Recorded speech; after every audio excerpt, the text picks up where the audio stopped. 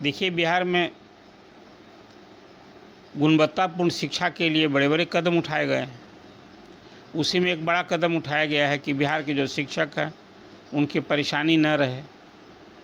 ऐच्छिक स्थानांतरण का सरकार ने फैसला लिया। और ये चुनाव का जो साल है, यदि चुनाव का साल नहीं रहता तो मुझे नहीं लगता है कि ऐच्छिक स्थानांतरण के लिए सरकार दरवाज़ा खोलती। इसलिए कि ट्रांसफ़र की एक पॉलिसी आई थी और उस पॉलिसी का विरोध हुआ। इस कदर विरोध हुआ कि सरकार को अपनी वो पॉलिसी वापस लेनी पड़ी। उसको लेकर हाई कोर्ट में भी चैलेंज हो गया था।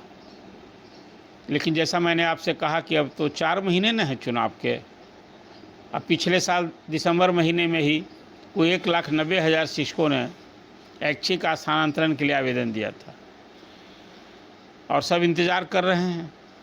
तो अभी आज से कल तक अभी जो विभाग के एस सिद्धार्थ ने भरोसा दिलाया था कि 20 मई तक कोई 11,500 Tier 1 और Tier 2 की जो महिला शिक्षक हैं जो दूरी के आधार पर ट्रांसफ़र के लिए आवेदन किए हैं और ये सभी इंटर डिस्ट्रिक्ट वाले हैं, तो उनका जिला आवंटन मतलब ट्रांसफ़र आदेश जारी हो गया है और ये सभी शिक्षक इस शिक्षा कोष से अपना ट्रांसफ़र ऑर्डर वो देख सकते हैं। दर्जन भर ट्रांसफ़र ऑर्डर हमने अभी खुद भी देखा है। बहुत लोग को अभी मिल नहीं रहा है, लेकिन वैसे शिक्षिका महिला शिक्षक को धैर्य नहीं खोना चाहिए। वो देखें, फिर उनका ट्रांसफ़र उनका भी ऑर्डर निकल ही जाएगा। तो 11,500 से अधिक महिला शिक्षकों का ये ट्रांसफ़र का ऑर्डर निकल गया। ये 52,500 शिक्षकों ने, ये चर्चा इसलिए करना आपके लिए ज़रूरी है कि आवेदन तो देने वाले शिक्षकों की संख्या 1,90,000 है। उसमें लगभग 1 लाख विशेष शिक्षक हैं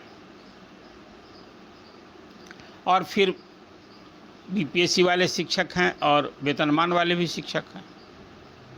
अभी सभी शिक्षकों का अभी इसमें कोई कैटेगरी नहीं की गई है। तो आज तो अभी हुआ है कि भाई Tier 1 Tier 2 मतलब जो बीपीएससी से अध्यापक नियुक्त शिक्षक हैं ऐसे महिला शिक्षकों का स्थानांतरण आदेश। इसके पहले विशिष्ट शिक्षकों का महिला शिक्षकों का हुआ था। एसीएस सिद्धार्थ ने कहा ही है कि पहले महिला शिक्षकों की परेशानी दूर करने के लिए हम प्राथमिकता दे रहे हैं। तो अभी महिला शिक्षकों का यह स्थानांतरण का आदेश जारी हो गया है। अब इसके बाद फिर पुरुष शिक्षकों की बारी आएगी Tier 1 Tier 2 वाले का। और इस प्रकार मुझे लगता है कि फर्स्ट फेज में जो 51 फर्स्ट फेज का मतलब है कि जो अंतर जिला ट्रांसफ़र चाहने वाले 52,000 शिक्षक हैं, ये कोटा पूरा हो जाएगा। अब पुरुष शिक्षकों को तो अभी इंतज़ार करना पड़ेगा। अभी तो विशिष्ट पुरुष शिक्षक उनका ही स्थानांतरण अभी नहीं हुआ है। अब फिर Tier 1 Tier 2 के पुरुष शिक्षकों का स्थानांतरण होना है। तब ये 2 कैटेगरी बाकी है, इसका भी इंतज़ार। पहले फिर विशिष्ट शिक्षक होगा और तब फिर Tier 1 Tier 2 के पुरुष शिक्षक का होगा। देखिए, ये ट्रांसफ़र का ये सिलसिला अभी अब सबसे बड़ी होगी विद इन डिस्ट्रिक्ट जो ट्रांसफ़र चाहते हैं उनकी संख्या। उसमें जो जिला के अंदर ट्रांसफ़र चाहने वाले हैं और सबको आप जानते हैं कि 10-10 ऑप्शन मांगा गया है और इतनी बड़ी संख्या में जो ट्रांसफ़र पोस्टिंग हो रही है, हालांकि इसमें कहीं ना कहीं सब कुछ हो रहा है कंप्यूटर के माध्यम से, इसलिए थोड़ा टाइम भी लग रहा है, लेकिन ट्रांसफ़र ऑर्डर निकलेगा ही। और अब मेरी तो अपनी समझ है कि सब कुछ बिहार में आचार संहिता जो सितंबर तक लास्ट वीक तक में लागू ही हो जाएगा। अक्टूबर नवंबर में जब चुनाव होने हैं तो उसके पहले ये ट्रांसफ़र पोस्टिंग का ये सिलसिला जो है ये थमना चाहिए, रुक जाना चाहिए, मतलब सब कुछ पूरा हो जाना चाहिए। और इधर चुनाव आयोग ने अब शिक्षकों की तो सबकी ड्यूटी लगेगी चुनाव में भी, उसका भी एक आदेश जारी हो गया है। सब शिक्षा विभाग से भी, स्कूलों से, डीओ से, डीएम से सब सूची मांगी जा रही है। इसके कारण भी ये चेन कंप्लीट करना है। तो अभी जिला आवंटन हो गया, अब स्कूल आवंटन होगा। जिसका पहले जिला आवंटन हो गया है उनका स्कूल आवंटन होगा। ये सिलसिला चालू होगा। तो ये खबर आप थी कि महिला शिक्षक Tier 1 और Tier 2 के जो बहुत परेशानी में थे, उनकी समस्या बहुत हद तक दूर होने जा रही है। अब पुरुष शिक्षकों की बारी होगी, और तब फिर एक इंतज़ार अभी करना होगा। देखिए, विभाग ने तो कभी नहीं कहा है कि विद इन डिस्ट्रिक्ट वाले का हम नहीं करेंगे, लेकिन जो गति में अभी ट्रांसफ़र हो रहा है, थोड़ा सा अभी सवाल उठने लगने लगा है कि चुनाव के पहले जो डिस्ट्रिक्ट विद इन डिस्ट्रिक्ट वाले हैं उनका होगा कि नहीं होगा। सबसे उसी तरह से 10-10 ऑप्शन मांगे गए। इस बीच में 2-3 बातें फिर मैं इसको दोहराता हूँ। अब तो प्रधान शिक्षक की जो पोस्टिंग होनी थी, उसके शिक्षक संगठन के ही कुछ लोग हाई कोर्ट में जा कर के बाधा डाल दिए। ये 35,000 जो हेड टीचर का यदि पोस्टिंग हो गई होती तो 35,000 पोस्ट शिक्षक के खाली हो गए होते, अवेलेबल हो जाते। उसी तरह से 6,000 हेड मास्टर, उनकी भी पोस्टिंग बहुत जल्दी होने ही जा रही है। वही मुझे लगता है कि बस इसी सप्ताह, आज कल में उसका भी ऑर्डर निकलने जा रहा है। तो हेडमास्टर तो पहले हो जाएंगे, पोस्टिंग हो जाएगी। प्रधान शिक्षक के लिए हाई कोर्ट का जो लफड़ा लगा है, स्टे लगा है, जब तक वेकेट नहीं हो जाता है तो वो तो होने से रहा। तो एक तो ये समस्या थी ट्रांसफ़र पोस्टिंग को लेकर के, जो आपके सामने मैंने चर्चा की।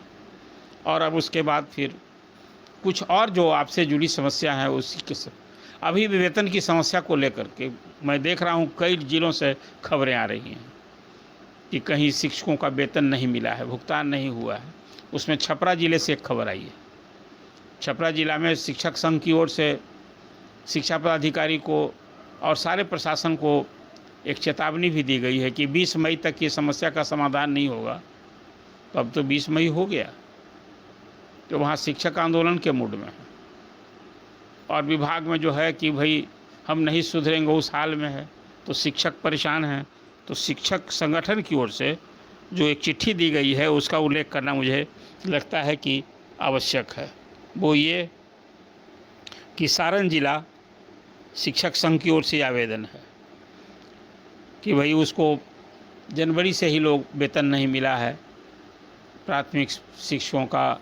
उसी तरह से फिर क्या समस्या पड़ी है, विभाग के एसीएस ने तो स्पष्ट आदेश दे दिया, विभाग से ऑर्डर ही जारी हो गया है कि पहले शिक्षक का वेतन बांटो, तब खूब अपना वेतन लो। मतलब वो शिक्षा विभाग के वैसे अधिकारी जिनको वेतन बांटने की जिम्मेदारी है, जो कर्मचारी भी हैं, उनके लिए एक आदेश जारी हो गया है। लेकिन ये समस्या सबसे अधिक सारण जिले से मिल रही है। और वहाँ लोगों ने बैठक की थी शिक्षक संगठनों ने, और ये हुआ है कि भाई वहाँ ये समस्या पड़ी है। एक खबर आई है, इसका उल्लेख करना भी ज़रूरी है। वो खबर है पश्चिम चंपारण।